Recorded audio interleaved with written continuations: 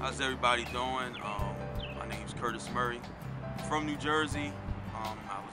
Parents were in the military. We moved around the country. Before I moved to New Jersey, so I was born in South Carolina, lived in California, Hawaii, all different type of places. Then I ended up in New Jersey, but now in 2010, ended up in Atlanta, Georgia. Currently in my master's program, looking to be a full-time therapist, licensed therapist. And today we'll be talking about closure and what does closure mean to me. I would say closure means to me has to do a lot about peace. Peace in the mind, peace in the heart, peace in your soul. My parents got divorced, and my dad, I never really had a good relationship with him. He left when I was 8 years old. Fast forward, I'm in New Jersey with my mom. My mom went to New Jersey. My dad went to Texas with his new wife and two new kids that, he wasn't even the real father of the kids. And throughout my whole life as a child, growing up to become the man I am today, I always wondered, why would my dad, just kind of abandon me and my brothers. I got two other brothers, one older, one younger. And it hurt me a lot growing up. All the holidays used to come, Christmas, birthdays. Some of my friends had dads that, to buy them things and take them out and do different things. I never had that growing up.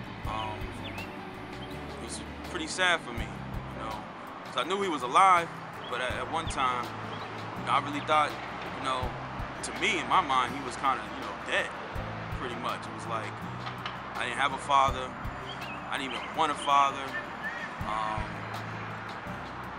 It was just hard for me growing up. I would see, my friends would go out and play sports, football, basketball.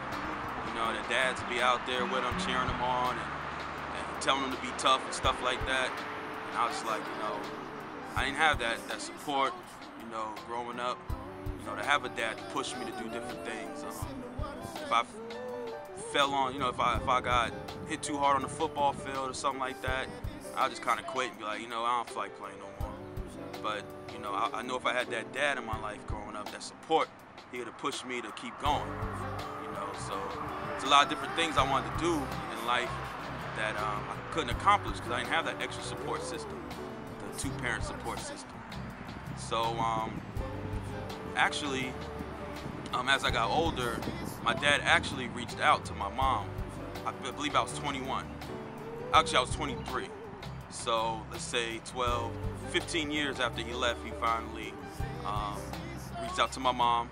And, my mom mentioned his name, and I was just like, who's that? I didn't even want to talk to him. Supposedly he was going to come visit me, stuff like that. And it kind of try to build a relationship with me, but that's not what I wanted to do. Even though the hurt and pain from him caused me to feel sad and feel like I was missing out on different aspects of my life, I still didn't want that closure with him. I still didn't want to see him. I still didn't want to meet him. It just felt weird to me having a stranger, pretty much, coming back into my life, trying to be my father, be my guidance. And at the time I was doing good. I was actually in college, getting my BA, and I guess he probably thought I was on the wrong track already, because when I actually spoke to him on the phone, he was like, you shouldn't be listening to this rap music or doing this or doing that.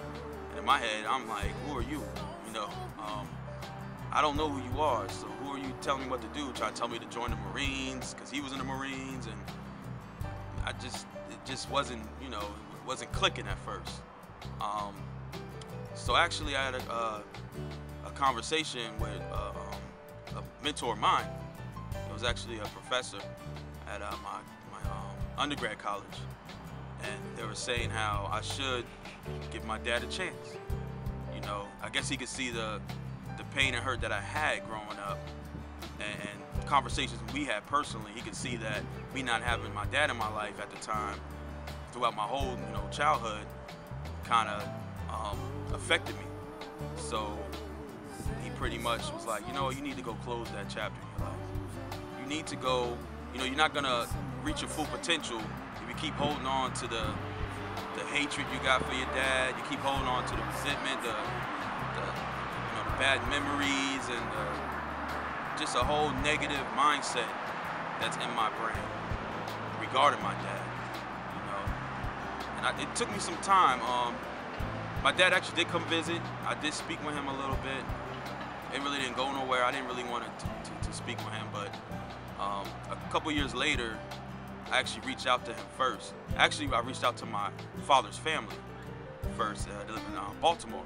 I actually drove to Baltimore, and I met with them, and they linked me back with my dad, and we had a couple conversations. I haven't seen him since, so even though we're talking about closure, I'm getting close to closure because I'm actually going to go visit him this summer.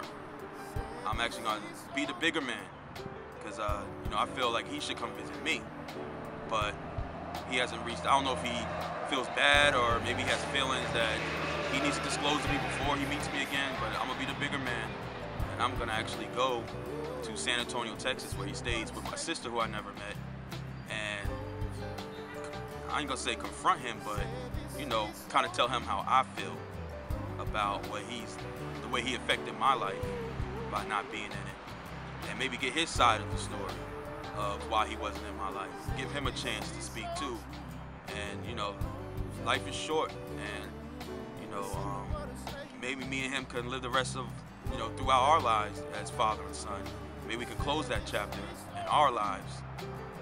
So I'm sure he still has some closure he has to finish too regarding our relationship. So I'm gonna be the bigger man, go out there, close that chapter, so I can move forward with my success, move forward in my life, knowing that most of the energy that I have in my body, my soul, and my heart, my mind is positive. Because the more you keep that negative in your mind, the more it's gonna affect your goals and dreams.